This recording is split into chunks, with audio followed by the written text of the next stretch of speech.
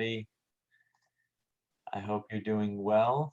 Welcome to Polyamory 101, a crash course in consensual non-monogamy, and happy Pride Month. I hope that by the end of this lecture, you'll have a basic introduction to consensual non-monogamy, what it means, some of the major tenets. I got What was that? Okay. Let's get started. Again, I am Dr. Toubia. I'm a core faculty member in the Marriage and Family Therapy program at the LA campus at the Chicago School of Professional Psychology. And now my computer is moving slowly. Great. So here are just some key words, because often people get confused about what exactly polyamory is and how it's different from polygamy and monogamy and polyamory. So I just wanted to introduce some terms to you all. I think most of us are familiar with what monogamy is. Monogamy is the term we use to describe when someone is married to one person. The plural version of that would be polygamy, which is someone who's married to multiple partners at the same time. Those two words are about the construct of marriage. Polyamory and the lesser used term monoamory refer to the practice of having more than one romantic partner. They actually have nothing to do with the construct of marriage. So monoamory is the practice of having one romantic and/or sexual partner at a time. Polyamory is the practice of having more than one romantic or sexual relationship at the same time. Some other words that would be useful in this conversation are things like open relationship, which is non-monogamy, and consensual non-monogamy would be a type of open relationship because you are consenting to opening up your relationship in a specific way. And then throuple or triad is a relationship between three people at the same time that is consensual and unanimously agreed upon by all those involved in the relationship. So think of a triangle. Great. So in our last lecture last week, we discussed the different dimensions of a relationship. So I thought it would be really important to review what some of those are, because in a polyamory lifestyle, these dimensions look very different than people who participate in a monogamous lifestyle, right? So there's relationship composition. How many people are included in the relationship? Relationship formalization. How have you formalized your relationship? One of the easiest way to do this is either legally or religiously, or you can ceremonialize your relationship. Relational commitment. So what does the commitment between the partners involved look like? Habitation considerations. Do we live together? Do we not live together? Do we live with another partner, even though we might be primary partners? Sexual promiscuity. So how do we navigate the sexual experience between partners? And emotional promiscuity. How do we navigate the emotional relationship between partners? So some characteristics of polyamorous relationships that are distinct from, I'm gonna use monogamy and polyamory. I know that they're two different constructs, but nobody really uses the term monoamory. So I'm just gonna go with what we are usually used to using, which is monogamy and polyamory. We don't really use polygamy because in the country of the United States, being married to multiple people at the same time is not legal. So Some characteristics of polyamorous relationships. These relationships, their hallmark is that they're about love, emotional intimacy, as well as sexual intimacy. They're not just about sex. Relationships that are just about sex usually tend to fall under the category of open relationship or consensual non-monogamy, right? Polyamorous relationships also involve a conscious recognition by partners that they can love more than one person at the same time. That doesn't mean that they're in multiple relationships at the same time, but it means that they have the ability to love multiple people at the same time should they find another partner while already being in a relationship. One common misconception when it comes to polyamorous relationships is that people who have been groomed to live a monogamous life or groomed in a monogamous oriented society say that there has to be a main relationship. And that is not true. There may be a main relationship, whatever that means to the couple, but that is not something that should be expected nor projected onto people who are living a polyamorous lifestyle. And then there's another misconception that the love for the partners occupy a certain kind of hierarchy. That is also not true generally. And we'll go into a little bit more some other terms, but generally when we talk about polyamorous relationships and a polyamorous lifestyle, the love for each partner is equal but different. The relationships are not the same, but one's commitment to relationships carries equal weight. So I hope that that clears up any kind of misconceptions that you may have had. I want to invite anybody who has any questions along the lecture to raise their hands, and I'll call on you and ask them.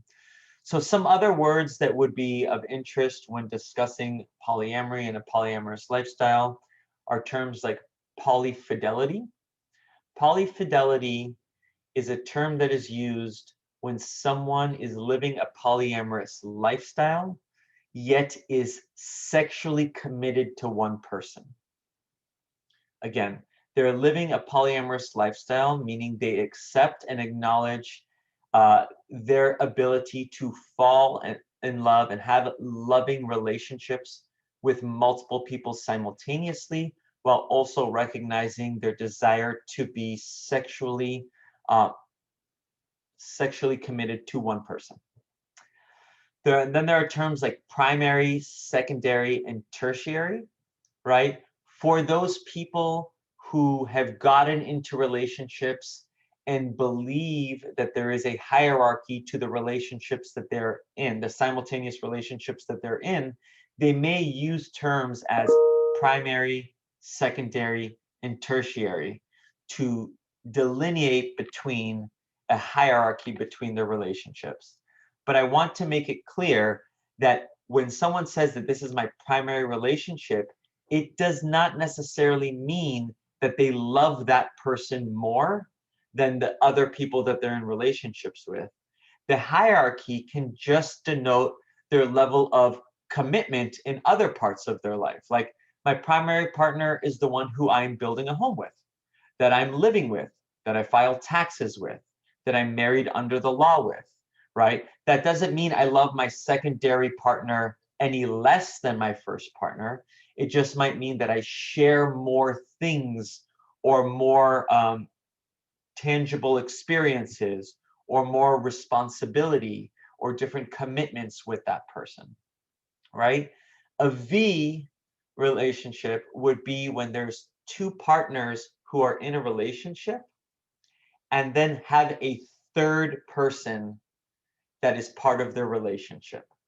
That is different than a triad or a throuple, because in a throuple or triad, all three people have equal footing in the partnership, versus in a V, there are two people who are in the relationship and a third person who is in a relationship with the couple. A quad is when there are four people in one relationship. That does not mean that it's two couples in relationship with each other. It means that there are four people in relationship with each other. Sorry, the wind just shut my door. And then there are the terms tribe or pod or family, which designate when there are more than four people in a polyamorous relationship with each other. All right. Hi, Bita. Did you have a question? No, I missed some part of I just joined you guys. Thank you very much. Sure. So now we're going to go into the 6 principles to having a happy polyamorous life, right? And these are basically the big, Holly, go ahead. Yeah, I was wondering, so in a V, is it kind of like two people like another person, but they don't like each other? Is that what it is? No, it's two people who are in a consensual relationship with one another. It has nothing to do, having that third person, it has no reflection on the commitment between those two people. Those two people make an agreement that they're welcoming a third person into their relationship, and that third person is in a relationship with the couple, not with two individuals. It takes some wrapping your mind around. I can understand this, right? One of the biggest challenges, and we'll get to this, but I'll talk about it a little bit now, is for most of us have been raised to think of monogamy and monoamory as a given, as what we should strive for. Polyamory is a paradigm shift. One of the biggest challenges you see in people exploring polyamory is them remaining in a monogamous mind and trying to fit a polyamorous lifestyle into a monogamous understanding of how relationships work, right? What's super important is to realize this is a paradigm shift in what you believe relationships are about, what you believe love is about. And we'll circle back to that a little later on in the presentation. So here are 6 foundational principles to happy polyamory, and I will go through all of them. I would argue that without each of these, right, they all have to be there, you are not going to be happy in your polyamorous relationships, right? The first one is self-knowledge, knowing oneself, taking the time to introspect and understand who you are, what you want, and how you came to want what you want. Now, self-knowledge isn't an end, but it's a process. So this specific principle is a continuous one. It doesn't stop and then polyamory begins. It is something that is necessary throughout living a polyamorous lifestyle. I mean, I would also argue it's something that you need in general for everybody in any kind of relationship. But we're going to talk about why I'm highlighting why it's very, very important, because there are more potential stressors in a polyamorous relationship that you're going to experience. And so it takes more work on the self and understanding the self to be able to then show up in your polyamorous relationship in a more holistic, more committed way, right? Because that bleeds into the next principle, which is radical honesty and clear communication, right?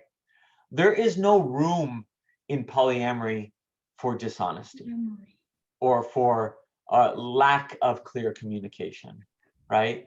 Any kind of lying or maladaptive communication just becomes exponentially more problematic, because as we've all played the game telephone as kids, it just takes more than two people to change a message. So making sure that you are radically honest about your experience and that you know enough about yourself to ensure that you're being honest with yourself and clearly communicating that to your partner is essential for a happy polyamorous lifestyle. Okay. The next one is consent and negotiated commitment. Polyamorous relationships cannot exist without consent, right? And when I say negotiated commitment, it means all partners involved need to negotiate what it is these polyamorous relationships are going to actually look like. The biggest challenge and why this is so significant is because of time. Time is finite. You don't get back the time that you had, right? So how you decide to spend your time is an indication of how you prioritize things in your life. So being able to negotiate what your commitment is going to look like with one partner when you have 4 other partners and 4 other distinct relationships becomes very, very important. If I live with you and we spend a lot of time together because we are in the same house, in the same city, but I have a partner that lives in France and I'm equally as committed to that person, then I need to negotiate with my partner here what it's going to look like and mean for us when I fly to France and spend time away from this person and with that person. So, and consent is very important for that. The next one is agency, self-possessed autonomy. Built into polyamory is this implicit understanding that everybody has the agency and autonomy to love like they want to love and to love multiple people at the same time. Any kind of curtailing of that agency runs counter to the essence of polyamory, that belief that love can exist simultaneously and with different people. If I can't love other people, then I'm actually being limited in my ability to be polyamorous. So this one's very important because you're not really truly polyamorous or living a polyamorous lifestyle or having a polyamorous relationship if you can't exercise your own autonomy and agency. Privileging love expression is the 5th one. Polyamory is all about the ability to love multiple people simultaneously. And so privileging the expression of love and the demonstration of love is essential, right? You want to speak about your love with one another because that is actually the thing that is attracting you to the people that you're in relationships with or seeking relationships with. All right. And then the last one is interdependent happiness. Not codependent happiness, but interdependent happiness. What this means is my happiness is derived from my partner's happiness. If my partner is unhappy, then I will be unhappy because what I want is my partner's happiness. So it is very, very important to have self-knowledge, radical honesty, clear communication, consent, agency, love expression, because that all fulfills this need to ultimately express your love and happiness in an interdependent way. Sorry, my dog is sitting down there. Okay, so now to the 6 challenges to successful polyamory. I mean, it goes without being said, one of the biggest challenges to leading a polyamorous lifestyle is the stigma of leading a polyamorous lifestyle by people who don't understand polyamory and often conflate polyamory and polygamy due to miseducation, right? Most of us, you know, I'll just talk about this country, but we have a country based on Judeo-Christian values, and one of those values is sanctifying the union between 2 people. Up until, you know, maybe 10, 15 years ago, it only used to be an exclusive right of heterosexual couples. We've progressed a bit beyond that, but we still haven't progressed enough to be inclusive of people who live a polyamorous lifestyle. We view it as, many people view it as an illegitimate way of living and loving, right? There is a lack of legal recognition, right? In this country, the only legalized composition a relationship can take is when it's between 2 people. And you can't have multiple marriages, so polygamy is against the law. And that means there is a conversation to be had when living a polyamorous lifestyle and having multiple polyamorous simultaneous relationships, that which person are you going to actually sign the paper with, right? And what does that mean about that relationship?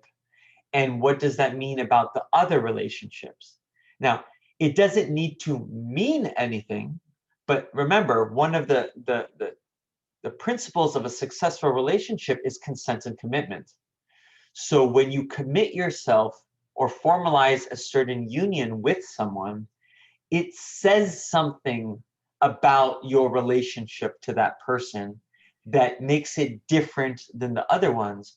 So that's a pure example of why communication is super important, not just with the person that you are formalizing your relationship with, but also with those other partners who are not benefiting from that kind of formalization. Okay? There's also a challenge of discrimination, polyphobia, right? Polyamory as a threat to the current partner.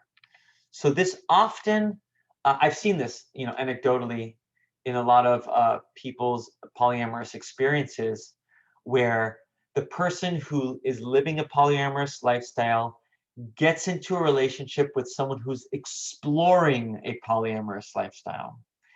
And that person's polyphobia becomes a problem in their relationship because they're still living in a monogamous mindset and don't know, haven't participated in that paradigm shift or achieved that paradigm shift for themselves, accepting the reality that they can love or that their partner can love multiple people at the same time as loving them.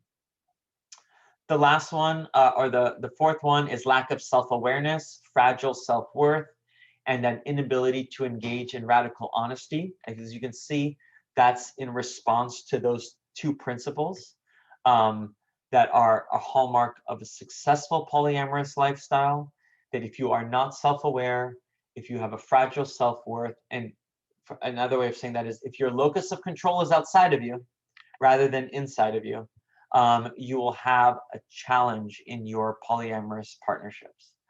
The 5th one, monogamous socialization. We all grow up in a world that puts that traditional monogamous cohabitating dyad as at the top of what we should expect are perfect relationships, even though we all know as clinicians, half of them end in divorce. So it's not working for most people or for half the people who enter into them. But we all carry that socialization. And so to participate and to develop a polyamorous orientation means we have to break free of how we've been socialized and welcome a more nuanced understanding of what love means to us, and learn how to navigate those conversations with people who may still be operating from a monogamous mindset. And then the last one is polyagony, the unique fear, jealousy, and insecurity that may arise in polyamorous relationships.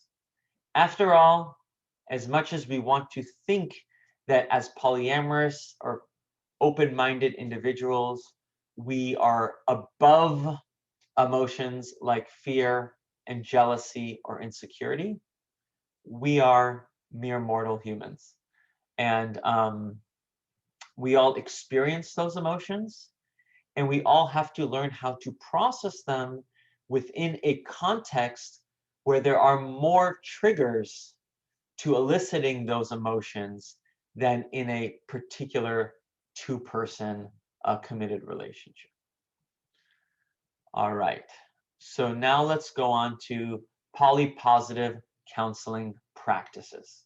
And then this is our last slide, and we can open it up for questions. One of the first polypositive counseling practices is helping your clients acknowledge that the sexual and relational exclusivity are not necessary for deep, emotional, committed, long-term loving partnerships, right? Exclusivity and limitations on love run counter to the polyamorous orientation, right? There are no limits to love expression. And to put limits is to curtail that principle, that hallmark of that polyamorous orientation, right? So as clinicians, we want to always remind our clients who are either getting into polyamorous or exploring polyamorous lifestyles or struggling in their polyamorous relationships that, you know, those limitations actually run counter to the essence of polyamory. Conjoint processing of emotions and practicing open and honest communication are non-negotiable, right? Couples, and again, this is not new to polyamorous, it's just more important in polyamorous because there are more stressors to polyamorous lifestyles than there are to monogamous lifestyles. But conjoint processing is very, very important. Open and clear and self-aware communication is very, very important. The next one, self-reflective practice and the cultivation of individual self-worth. Bringing in the locus of control into the person and having them really understand who they are and building in a process of self-awareness and self-discovery in each partner, and having them learn how to share that depth with one another is very, very important. Next one, respect for autonomy without internalization of partner's behavior.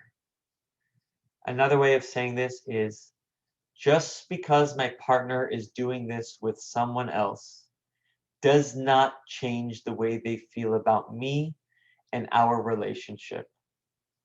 Again, just because my partner is experiencing life in one way or another with someone else, it doesn't mean anything about my relationship with that person or anything about me, right? This is very, very important because we are conditioned in society to believe that when someone does something with somebody else, it means something about their relationship to us. That is not true. In a polyamorous lifestyle, somebody can have an equally loving relationship and wonder and excitement, and it actually means nothing about how they feel about their other partner, because they equally love and explore and dive deep into that relationship in its own unique way. All right. The next one, development of relational values, commitment, and boundaries. This goes back to the consent and commitment principle, right? These relationships and these partners need to speak a lot about what the relationship is. The less clear it is, the more confused the partners can be. The more clarity there is, the more communication that there is, the more at ease, the more free the partners will be when they know that their partner is experiencing one of their other relationships. Development of relational security and interdependent happiness, right? It's very, very important that partners remind one another continuously of the importance of that unique bond that they have together, because there are always moments when they're going to be away from each other. And so being able to communicate the importance of this specific relationship between partners, whether it's 1, 2, 4, or more, becomes very, very important to maintaining a happy and polyamorous orientation. Balancing romantic fluidity and relational boundaries. Again, this goes back to my ability as a polyamorous person to feel like I can express my love and my sexuality fluidly within the boundaries set between me and my partners, right? We can have conversations about what that looks like, but once we set kind of boundaries and commitments to one another, then it's important that that radical honesty maintain those commitments. Because if the honesty about meeting those commitments is not there, then the whole essence of the polyamorous lifestyle begins to fall apart. The last one is maintaining present-mindedness when confronted with future concerns. A big, big hallmark of a polyamorous lifestyle is that not thinking about the long-term future of the relationship. This tends to be very difficult for people who've been socialized to be monogamous to understand, because part of monogamous socialization is this idea that we are looking for partners, we are seeking forever relationships, that we are looking for qualities in our partnerships, in our partners, that will withstand the stresses of time. Polyamorous relationships do not address that. While they may go on for extended periods of time, they go on with a very present-mindedness about them. The idea of thinking long-term and planning for the stresses and accounting for the complexities that the future will bring tend to curtail the essence of what that polyamorous relationship is like. A lot of polyamorous love being in the moment with their partner and strive to stay and embrace that moment, because to pull themselves out of that present moment and to begin to strategize their present moment because of their future concerns would be to limit that love expression. All right. So those are some 8 counseling practices for polypositive counseling. And then here I've given you guys some books to read.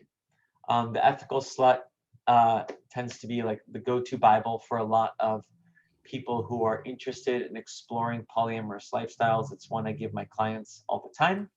Definitely one I give my clients who are in polyamorous relationships but still are stuck in their monogamous paradigm, because they tend to respond to that book very well. The Relationship Bill of Rights is just basically a review of some of the major tenets for a happy and healthy polyamorous lifestyle. Polysecure is a book about how attachment theory plays into consensual non-monogamy practices. Polyfidelity Primer is a book about how to manage a polyamorous lifestyle while also making sure that you can honor your polyfidelity desire. That means, again, your desire to be monogamous with or sexually monogamous with one of your partners. And Love Without Limits and Plural Loves are two more books that explore the polyamorous lifestyle. All right, so Dr. Toub, could you please just show me the last, what is that presentation, like the second page of the, just for a minute. Let me see, you're talking about this one? No, the last one. This one? No, no. Before this one. Oh yes, thank you very much. Okay, the challenges. I also, this recording is gonna be available for all of you should you want to rewatch it, or for anybody who said that they might not be present but wants to watch it later. So with that being said, I want to open it up to questions. If anybody has any questions, this is a safe space. If you want to, if you don't know how to have these conversations, feel free to feel comfortable if you don't know what language to use. And yeah. Dr. Toubia, it looks like we have a question in the chat. Okay, 1 second. I was just curious about what you have found to be the main presenting concerns for polyamorous individuals in therapy. Also, as a therapist, what have you found to be difficult, if anything, about working with polyamorous individuals?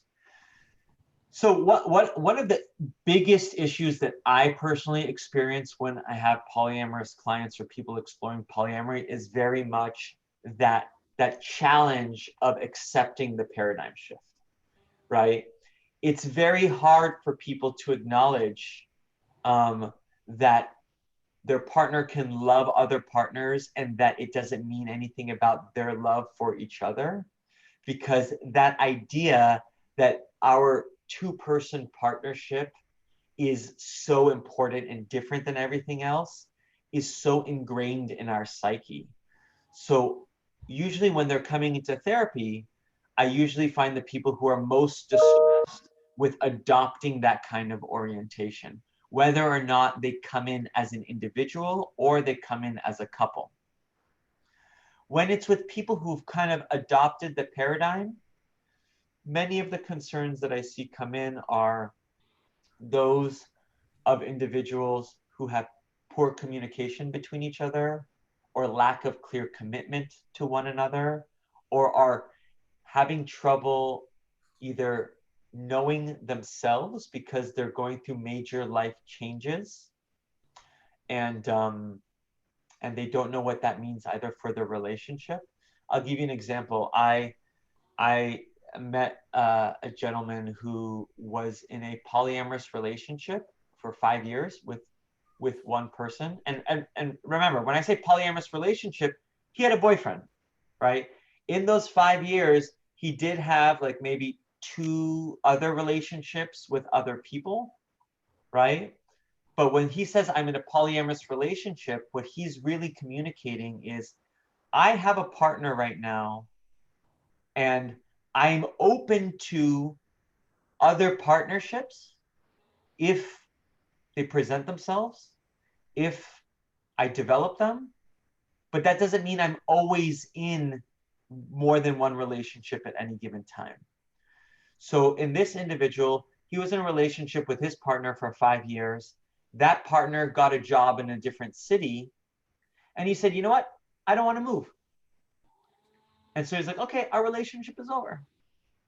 Right? And I don't know, when I heard that, I was just like, that's it? That easy? Like, you didn't even have a conversation? He's like, why, like, what conversation was there to be had? I didn't want to go. He was going for work. You know, we didn't want to do long distance. So our relationship ended. Right? For someone who's been, you know, educated as a clinician in the US, that was just like a whoa, like I've been taught to help. You have to have a conversation. Like, you know, you can't just end it like that, right? You know, we have to work on this, you know, try to stay together. But it was very simple for him. And right.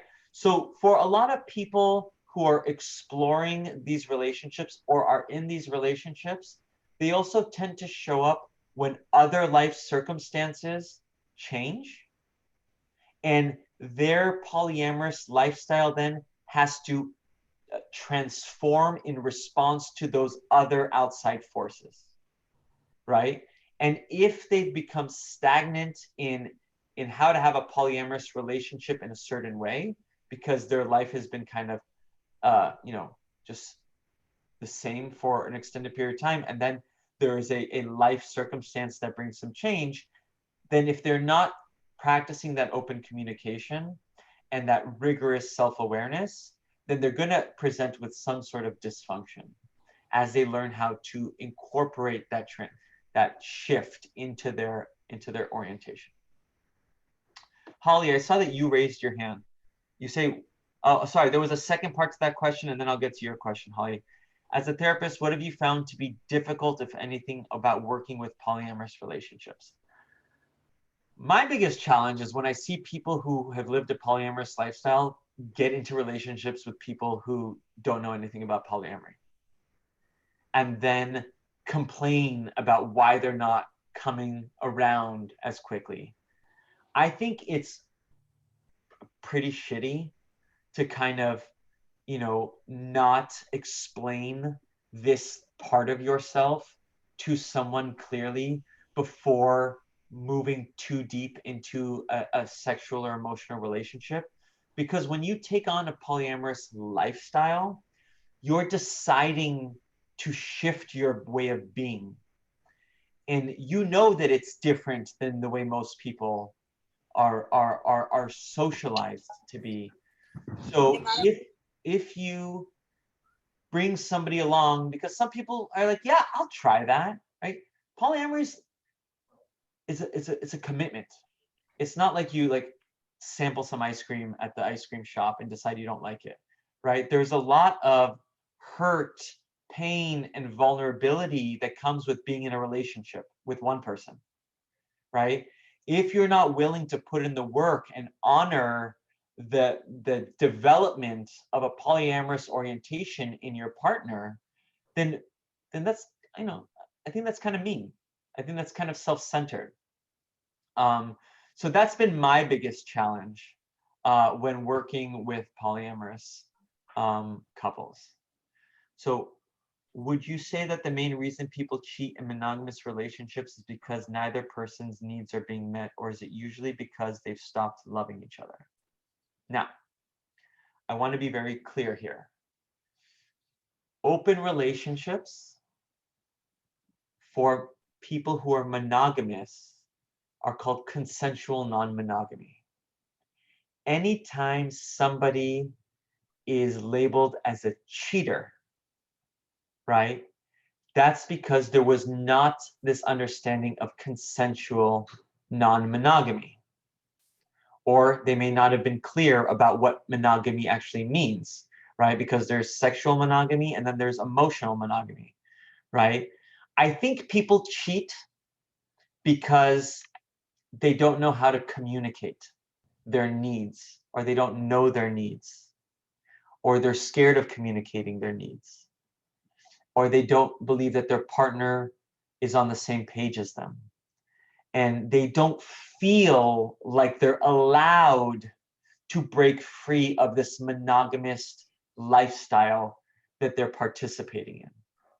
Remember, there's polyphobia, right? Somebody who says they can love multiple people is threatening to people who don't believe, that limit their love, right? Because if they begin to entertain the idea that they can have multiple loving relationships, then they're going to question their decisions that they've made from beginning until now. Do I really love my partner? Like, I've been monogamous in a monogamous relationship for 10 years. Do I really love this person and believe in the way we've designed our relationship? Or have I just limited what I'm able to kind of experience? A lot of people, when faced with that kind of thinking, tend to shut it out. Very much like people who are not open, people who are deny homosexuality, or people who are closeted, tend to be the most virulent anti-gay advocates, right? Because it's an affront to their own fears. So I don't think people cheat because they've stopped loving each other, right? I don't think that that is a given. You can love someone and still not be happy, right? You can have love for your partner and not be in love with your partner, right?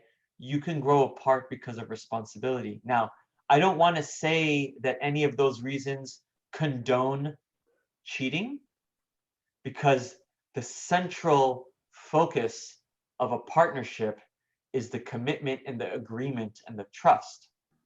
If you break that, it doesn't matter what reason you had to break it, you still broke it. And we all know as clinicians, rebuilding trust is harder than anything else. Okay. Have you noticed if polyamory relationships occur in older adolescents?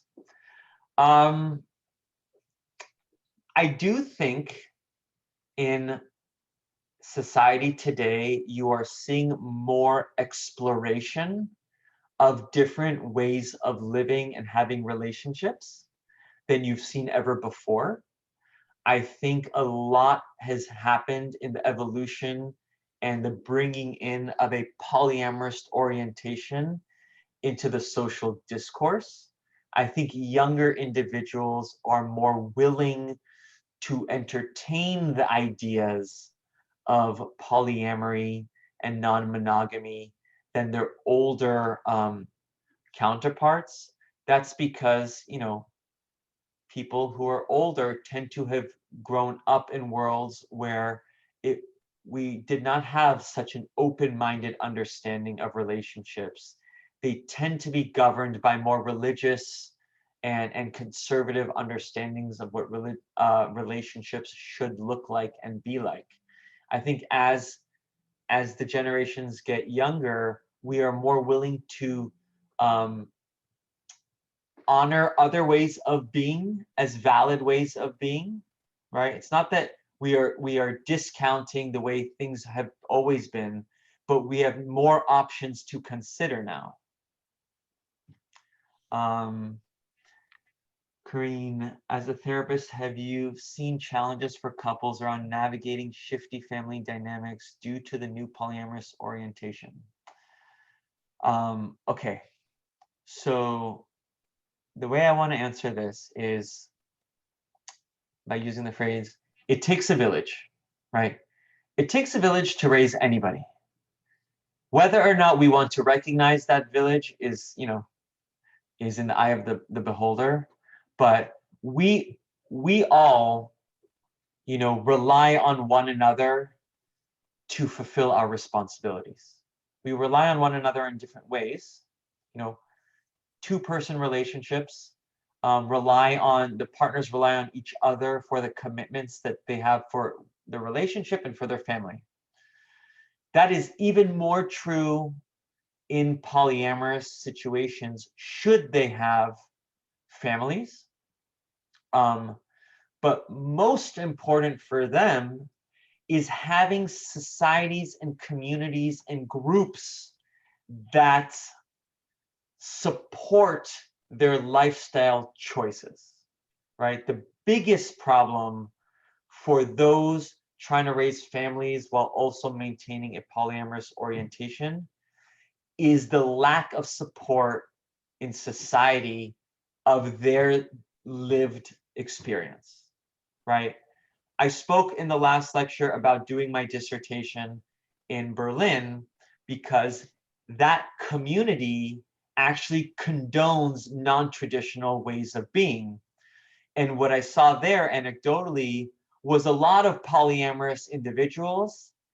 You know, I think that the example I used last week was like, it was a gay man who had a lesbian couple friends, and they wanted a kid. So, you know, he had sex with one of the women in that lesbian relationship because they didn't have enough money for a surrogate and they thought it was a waste of money. So, you know, he's like, I wasn't into it, but I still did it. She got pregnant. They co-parented. He then ended up getting into a relationship with a man. The lesbian couple broke up. One of the lesbian mothers became a bisexual and had a male partner. And then the gay father that had one partner was polyamorous. So then he had two relationships. And they were all raising their kids, the kid, right? Here was now 4, 6, 7 adults raising this one child. Now, from our standpoint, that seems like a lot. It seems like a lot of confusion. But remember, these individuals prioritize radical honesty and communication. So they also were very, very well versed in being able to talk about the complexity of their situation, right? Another important thing to remember is that relationships and families are not the same thing. The partnerships and family are not one and the same. We have a tendency in this country to conflate them together, but they're actually two different things. You don't need to have a relationship to have a family. And just because you have a relationship doesn't mean you're going to have a family. And just because you had a relationship doesn't mean your family is going to be part of that relationship. Divorce, blended families, single parents, adopted families, right? Straight people have been doing this all over the place for so long, right? But then they take issue with polyamorous lifestyles or LGBTQ community relationships who want to participate in the same way, but not from a monogamous traditional dyad perspective, right? It seems that the only way to exhibit in those kinds of orientations always had to be because somebody got divorced. Well, actually, newsflash, families that are intentionally constructed, intentionally created by people, tend to raise healthier children, right?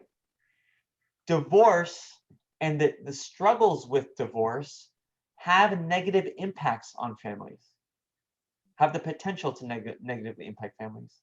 But when you have people that say, hey, we want a kid, we want our freedom, we want the freedom of our relationship, we want to explore our relationships, and we don't want that to have any kind of determination over our family, tend to bring that much intentionality into the parenting, co-parenting relationship. All right. Yeah, that clarity again, and having those conversations and separating the construct of relationship and family is very important when having that kind of client in front of you. How do you advise polyamorous clients on dealing with negative outside perceptions of their relationship? Again, radical communication, radical honesty, right? They have to constantly be talking. These relationships need communication more than any other type because they don't have an affirming society. Other thing I would do is find other poly communities to be part of, right? We all take the identities that we carry and find communities that are aligned with those identities. Polyamory is an identity in itself and definitely deserves an affirming community to help maintain that identity. I have questions more about marketing. How did you start seeing polyamorous individuals? I don't know. I talk about this a lot. So people just gravitate toward me. I don't advertise my clinical work. I just work by referral. So I don't know how I get clients, but they tend to all be around these issues. And I love it. Like I love talking about this stuff. Have you ever had children who said they won't approve of their parents' polyamory? No, I have not. So I don't want to speak to that because I have not had that experience. What can you tell your clients when they want to be polyamorous, but they're not sure if their partner wants to be? So this is the same. I'll answer this the same way.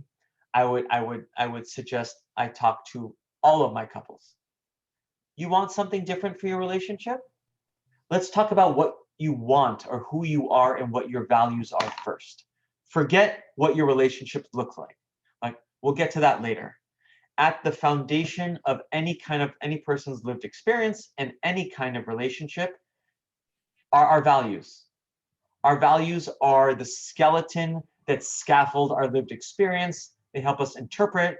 They help us decide what's good or bad. Very, very important. So find out what your values are, and then begin to develop a relationship that is aligned to your values, right? Most likely, nobody's done this shit before, right? My couples don't even know how to answer, what are your values, right? Seems like a very simple question. We take 3 or 4 weeks to get through it, right? And they're stumped by it. So I always start with, what are your values? And then let's start from there, the foundation, and construct a relationship that rests on top of these values rather than imposing a relationship structure from someone else from hundreds of years ago and then trying to fit it on top of your values. You would never build a house like that, right? You'd never take a prefab house and dump it on, you know, a foundation that didn't fit right, right? So build the foundation and then develop a relationship structure that sits on top of that. Now, if that means opening up your relationship, then it means opening up your relationship. But opening up your monogamous relationship and having a polyamorous relationship are about 2 different things. So that's very important, Will, to keep in mind, is that that's a paradigm shift. So if your client wants to engage in that, then you can begin to have a nuanced discussion about how to have that. I want to be mindful of the time. We have 2 minutes left. So I also want to say thank you all for coming. If you have any other questions, if this sparked your curiosity, you want to reach out to me, my email address is in the chat. I spell it right. And then Megan has graciously recorded this and we will make it available. Unfortunately, I don't have a handout for this, but I hope that this inspired some kind of curiosity in you and helped you understand how working with these clients or exploring these issues with clients will take a shift and more education on the part of you as the clinician. Thank you so much, Dr. Toubia. Really appreciate it. This was amazing. I also just wanted to note to everyone here that we're actually adding another Pride lecture to our lineup this month, which is awesome. So that's going to be on Wednesday, June 30th, again with Dr. Toubia, as well as a PsyD MFT student, Michael. So they're going to be talking about pronouns. So we'll send out all the communication on that and hope you can join us then too. Oh, Bye, everybody. Thanks, Thank you. everyone. Bye. Thank you.